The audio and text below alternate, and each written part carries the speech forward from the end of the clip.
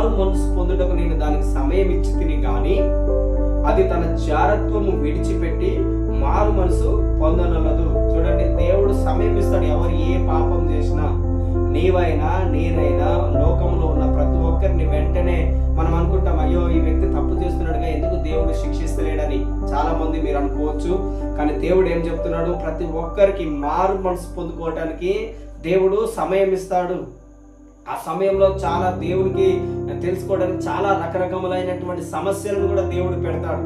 ఎందుకంటే ఇక్కడ దేవుని యొక్క వాక్యంలో ఉన్నది 22వ వచనంలో ఏమని ఉంటుందంటే, ఇదిగో నేను దాన్ని మంచము పట్టించి దానితో కూడా వ్యభిచరించు వారు దాని క్రియల విషయమై మారు మనసు పొందితేనే కానీ వారిని బహు శ్రమల పాలు చేతును. చూడండి, మారు మనసు పొందుకోవడానికి దేవుడు కొన్నిసార్లు శ్రమలు అనేది కలగజేసి ఉన్నాడు. దేవుడు శ్రమలు అనేది పెట్టి ఉన్నాడు. ఆ శ్రమలోనైనా దేవుడిని